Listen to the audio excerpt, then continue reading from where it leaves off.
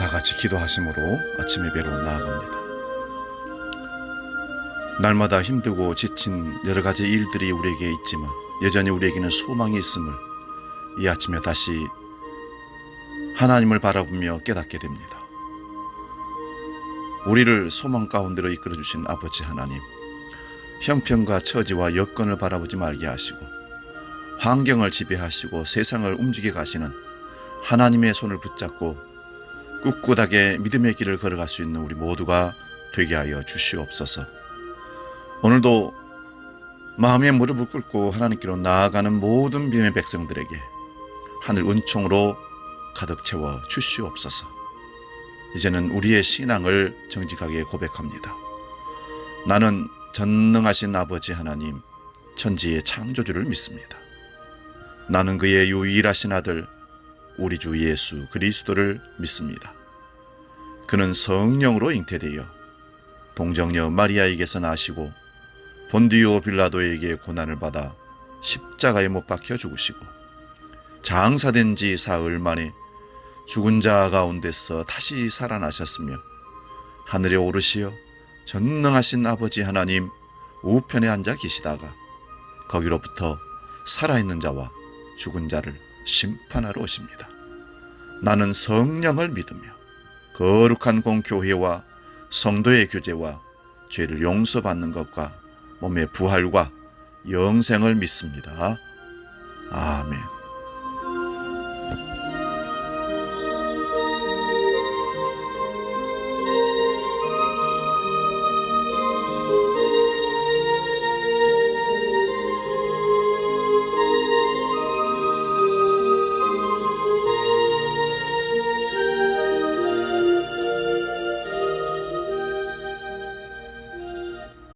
찬송가 382장 너 근심 걱정 말아라 함께 찬송합니다.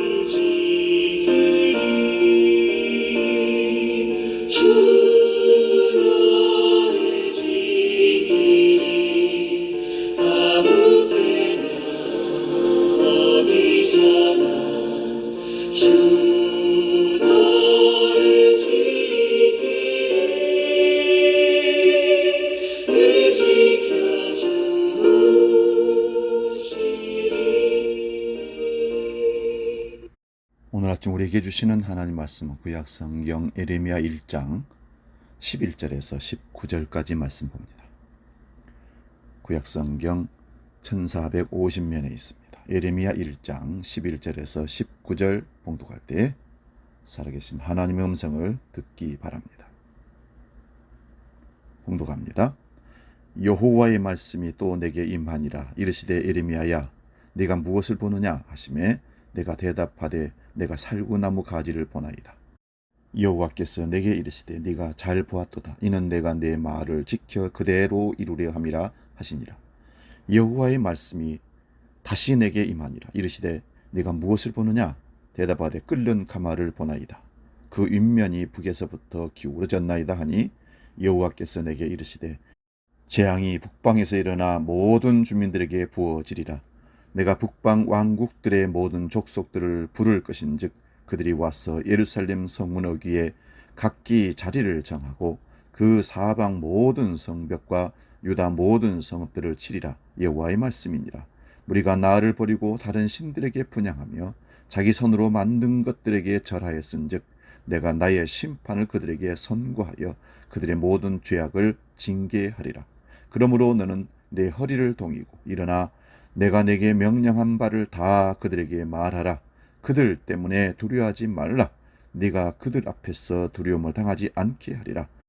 보라, 내가 오늘 너를 그 온 땅과 유다 왕들과 그 지도자들과 그 제사장들과 그 땅 백성 앞에 견고한 성읍 쇠기 등 노성백이 되게 하였은즉 그들이 너를 치나 너를 이기지 못하리니 이는 내가 너와 함께하여 너를 구원할 것임이니라. 여호와의 말씀이니라. 아멘. 오늘 봉독한 이 말씀으로 인생을 설득하시는 하나님, 이런 제목으로 말씀을 상고합니다. 인생을 설득하시는 하나님. 사실 설득이라는 말이 약한 자가 강한 자에게서 뭔가를 얻기 위해서 설득한다는 의미가 참 많습니다. 근데 강하신 하나님이 약한 인간을 설득한다는 것은 사실 있을 수 없는 일입니다. 근데 성경에 하나님이 우리를 설득하시는 모습이 드러나옵니다. 하나님의 설득하시면 마치 어머니가 밥 안 먹는 아이를 밥 먹이려고 설득하는 그 모습과 유사합니다. 밥 안 먹어 하고 두 발 뻗고 땡깡 쓰고 있는 아이들에게 엄마가 밥을 먹으면 사탕 줄게, 초콜릿 줄게 하면서 밥 먹이고 싶어서 그렇게 설득을 하는 모습도 보입니다. 큰 소리 치는 아이에게 얼르고 발려서 밥 먹이시는 모습, 그것이 마치 우리들에게 하나님이 설득하시는 모습과 비슷하게 느껴집니다. 예레미야 1장은 하나님께서 예레미야 선지자를 부르시는 소명장입니다. 보면 5절을 봅니다. 하나님께서 예레미야에게 이렇게 말씀하십니다. 내가 너를 모태에 짓기 전에 너를 알았고 네가 태에서 나오기 전에 너를 성별하였고 너를 여러 나라의 선지자로 세웠노라. 하나님께서 친히 예레미야를 하나님의 종으로 부르신다는 사실을 알리신 겁니다. 그런데 예레미야의 응답이 걸작입니다. 그 말씀을 듣자마자 울기 시작합니다. 그리고 핑계를 댑니다. 6절 보십시오. 나는 아이라 말할 줄을 알지 못하나이다. 즉 나는 아이처럼 말을 제대로 하지 못하기 때문에 선지자 노릇 할 수가 없다는 핑계를 대고 있는 겁니다. 그래서 하나님께서 그를 달래십니다. 7절을 보면 너는 아이라 하지 말고 내가 너를 누구에게 보내든지 너는 가며 내가 내게 무엇을 명하든지 너는 말할지니라. 그러니까 말 잘못해도 괜찮다. 네가 할 말은 내가 다 일러줄 테니 너는 가서 내가 전하란 말만 전해라 하고 설득하는 겁니다. 그래도 하나님 말씀에 예레미야 선지자가 꼼짝하지 않자 하나님께서 예레미야가 겁을 먹고 있음을 아시고 또 달래십니다. 8절도 봅니다. 너는 그들을 인하여 두려워하지 말라. 내가 너와 함께하여 너를 구원하리라. 얘야 겁먹지 말라. 내가 함께 갈 것이고 문제가 생기면 내가 너를 지켜줄게. 설득하십니다. 어디 그뿐입니까? 9절도 봅니다. 여호와께서 그의 손을 내밀어 내 입에 대시며 여호와께서 내게 이르시되 보라 내가 내 말을 내 입에 두었노라. 하나님께서 직접 예레미야 입에다가 손을 대시고 하나님의 말씀을 예레미야에게 두었다는 것입니다.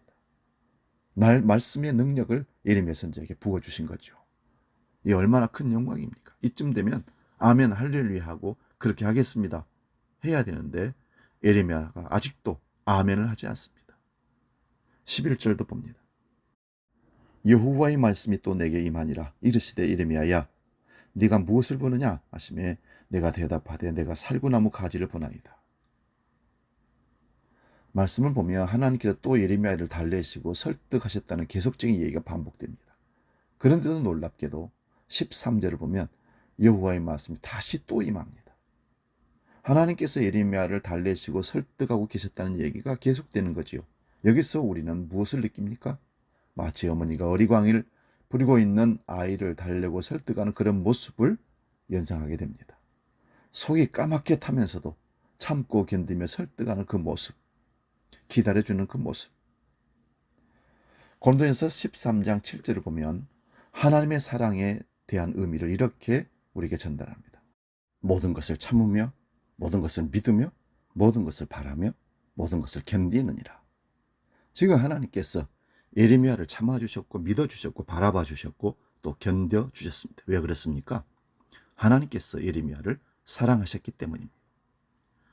어찌 예레미야뿐이겠습니까? 우리 모두를 하나님께서는 사랑하고 계십니다. 그래서 우리를 참아주시고 우리를 믿어주시고 우리를 바라봐주시고 우리를 위해서 견뎌주시고 계십니다.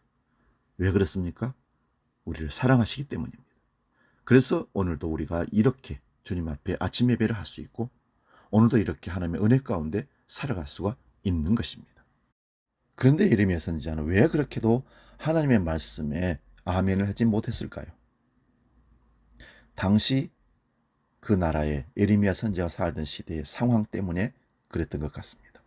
예레미야가 살던 시대는 이스라엘 역사상 가장 암울했던 시대입니다. 국내적으로는 요시야 왕이 죽은 후에 우상 숭배가 극성을 부리고 영적으로 어둠이 짙게 깔려있는 그런 암흑의 시대입니다. 국외적으로는 바벨론이라는 큰 나라가 등장해서 당시 군동의 패권을 장악하고 정복의 길에 나서서 지리적 요충지라고 할 수 있는 유다 멸망을 곧 시간 문제로 봤던 절박한 시기였습니다. 이런 상황에서 예레미야 선지자는 하나님의 말씀이 아니라 심판의 말씀을 선포하라는 하나님의 말씀을 듣고는 겁을 먹은 것입니다.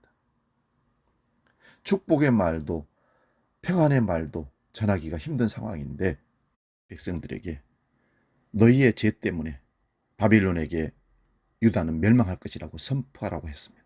차라리 바빌론에게 빨리 항복하는 것이 하나님의 뜻에 순종하는 길이라고 외쳐야 했습니다.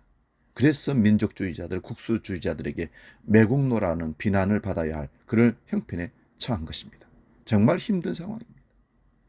자기 백성들의 멸망을 선포하고 나아가 그 백성들에게 민족의 반역자라는 소리를 들어야 하는데 어찌 그리 쉬운 결단을 할 수 있었겠습니까? 그래서 예레미야는 아멘하지 못했던 것입니다. 핑계를 대고 도망치고 싶었습니다. 그래서 그렇게 하나님의 속을 까맣게 타게 하면서도 버티고 있었던 겁니다. 예레미야 선지자가 하나님의 안타까운 심정과 이스라엘 백성들을 사랑하시는 하나님의 뜨거운 그 사랑을, 그 마음을 헤아릴 수 있었다면 예레미야 선지자도 아마 아멘 했을 겁니다. 그리고 그 길이 자신에게 정말 영광된 길이요 복된 순교의 길이라는 사실을 알았으면 아멘 했어야 합니다. 우리가 하나님 입장에서 한번 생각해 보면 아멘 할 수 있는데 그저 내 입장만 생각하고 그저 내 손해 날 것만 생각하니 아멘을 하지 못하는 것입니다. 다시 본문을 봅니다. 하나님의 설득이 계속 이어지는데 하나님께서 정말 오래 참으셔서 예레미야를 또 설득하십니다. 그리고 그가 꼭 알아야 할 말씀들과 믿어야 할 말씀들을 확인시켜주고 있습니다. 본문 11절 12절 말씀을 봅니다. 여호와의 말씀이 또 내게 임하니라. 이르시되 예레미야야 네가 무엇을 보느냐 하시매 내가 대답하되 내가 살구나무 가지를 보나이다. 여호와께서 내게 이르시되 네가 잘 보았도다. 이는 내가 내 말을 지켜 그대로 이루려 함이니라 하시니라. 하나님의 말씀은 반드시 이루어진다는 말씀을 확인시켜주고 있습니다. 하나님께서 예레미야에게 이 한 가지 환상을 그리고 보여주셨습니다. 바로 살구나무 가지의 환상입니다. 하나님께서 살구나무 가지를 보여주면서 하신 말씀을 반드시 이루실 것이라고 말씀하십니다. 왜 살구나무 가지를 보여주었을까요? 이스라엘이 있는 팔레스틴 지방에서 살구나무는 우리나라의 매화처럼 아직 추운 겨울인데 흰 꽃을 피우면서 봄을 예고해 줍니다. 다른 모든 나무들은 추위에 죽은 듯이 움츠리고 있을 때 살구나무만이 생명력을 자랑하면서 아름다운 꽃을 피워냅니다. 그래서 이스라엘 사람들은 살구나무의 의미를 지킨다라는 말로 이해합니다. 지킨다. 그러니까 추운 한겨울에도 하나님께서 이 살구나무의 생명을 지켜주시고 보호해 주셔서 추위 속에서도 꽃을 피게 하셨다는 것입니다. 하나님께서 이 살구나무를 보게 하셔서 장차 추운 겨울 혹한 속에서도 살구나무를 지켜주신 것처럼 그 어떤 어려움 속에서도 지켜주실 것을 약속하고 다시 확인시켜주고 계시는 겁니다. 그렇습니다. 예레미야가 사역을 해야 할 때는 따뜻한 봄철이 아닙니다. 싱그러운 여름철도 아닙니다. 찬바람이 불고 눈보라가 치는 혹독한 겨울의 시대를 살고 있는 그때입니다. 하나님의 종으로 부름받아 하나님의 말씀을 외치는데 아무도 듣지 않습니다. 하나님께서는 심판을 말씀하셨는데 거짓 선지자들은 하나님께서 구원하실 거라고 축복을 외치고 있습니다. 사람들 모두가 그들의 거짓 선지자들의 말을 듣지 선지자 에레미야의 말을 듣지 않습니다. 그리고 에레미야를 진짜 선지자를 손가락질하고 비난합니다. 매국노라고 얘기합니다. 그때 에레미야도 자칫 마음이 흔들릴 수 있었습니다. 정말 내가 외치는 이 말씀이 옳은 건가? 모두가 그렇지 않다고 하는데 나만 그렇다고 하는데 정말 그럴까? 의심이 들 때도 있었습니다. 그럴 때마다 에레미야 선지자는 살구나무 환상을 다시 기억합니다. 한겨울이지만 하나님께서는 살구나무를 지켜주시고 꽃을 피게 하신다는 것을 그가 기억했습니다. 그래서 그는 물러서지 않았습니다. 깊이 읽고 승리자가 되었습니다. 다윗도 그랬습니다. 눈물의 골짜기를 지날 때 모두가 다 다윗을 조롱하고 비난했습니다. 시편 22편 8절에 저가 여호와께 의탁하니 구원하실 걸 저를 기뻐하시니 건지실 걸 하나이다. 모두가 다윗의 믿음이 잘못되었다고 손가락질을 합니다. 말하자면 다윗의 신앙생활 역시 한겨울이었음을 보여줍니다. 그러나 다윗도 물러서지 않았습니다. 더욱 철저하게 하나님을 의지했습니다. 그 또한 자기 나름대로의 살구나무 환상을 보고 있었기 때문입니다. 여러분, 우리의 신앙생활이 때로는 북풍 한설이 몰아치는 한겨울을 지날 때가 있습니다. 코로나 위중한 이 시대가 바로 그때가 아니겠습니까? 아무도 알아주지 않고 모두가 다 손가락질하고 나 자신도 정말 하나님께서 나를 사랑하시는가? 나를 사랑하신다면 우리를 사랑하신다면 이렇게 하실 수 있을까? 의심이 들 때 에레미야가 보았던 그 살구나무를 기억하십시오. 하나님께서 나를 지켜주시고 반드시 그 약속의 말씀을 이루신다는 사실을 믿으시기 바랍니다. 13절에서 16절도 보면 하나님은 반드시 이루신다는 말씀을 또 하나 확인시켜 줍니다. 그 말씀이 끓는 가마가 북에서 기울어져 남으로 흘러내리는 겁니다. 가마가 펄펄 끓고 있는데 그 가마가 북쪽에서 남쪽으로 기울어져서 그 내용물이 이제 남쪽으로 흘러 넘치기 일보 직전이라는 것을 보여줍니다. 이것은 당시 저 북쪽에서 일어난 신흥강국 바빌론이라는 나라가 유다를 침공해서 저 펄펄 끓는 물이 쏟아지는 것처럼 참혹한 고통이 임할 것을 예언하신 말씀입니다.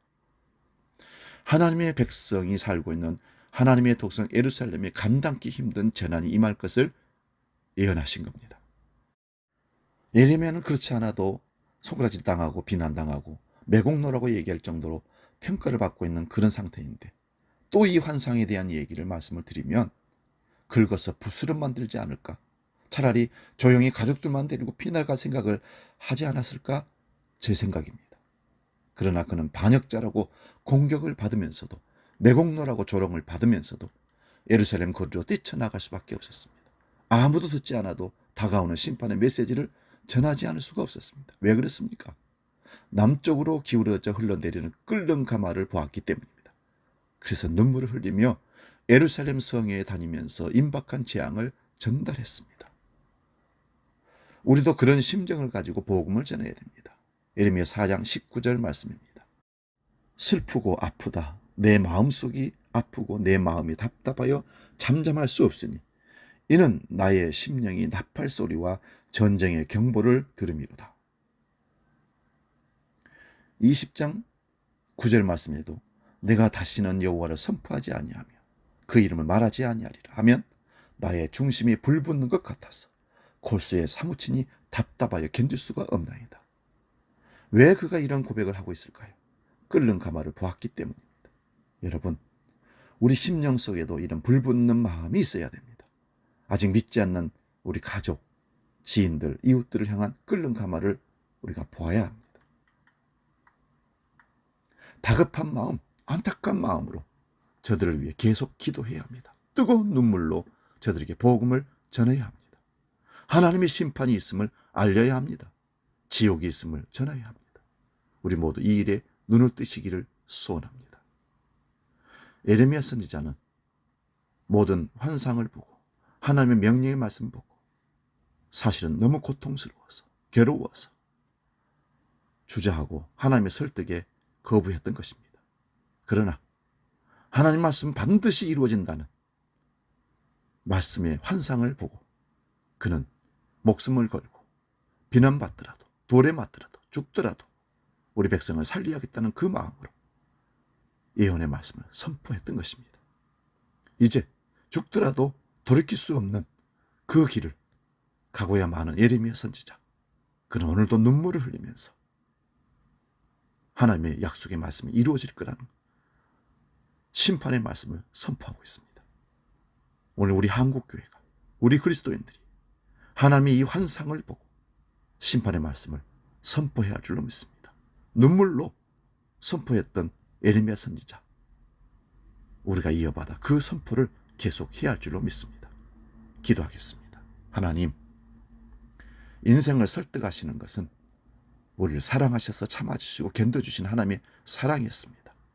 예레미야 선지자가 그렇게도 거부하고 핑계대고 도망치려고 했던 하나님의 사명에 대해서 하나님은 설득하시고 끝내는 환상을 보여주시며 말씀을 전하지 않을 수 없도록 그 마음을 뜨겁게 만들어주므로 눈물을 흘리며 고통을 당하며 뺨을 맞고 저주를 받더라도 하나님의 말씀을 선포했던 것을 봅니다. 우리가 그 심정으로 지금 우리 가족들에게, 우리 이웃들에게 복음을 전해야 할 줄로 믿습니다. 우리를 보내주시옵소서. 우리를 뜨겁게 인도하여 주시옵소서. 이제는 우리 주 예수 그리스도의 은혜와 아버지의 크신 사랑과 성령님의 감동, 교제, 역사 충만케 하시며 복음의 열정으로 주의 사명을 받아서 나아가는 모든 믿음의 백성들 머리 위에 영원히 함께 계시기를 간절히 축원하옵나이다. 아멘.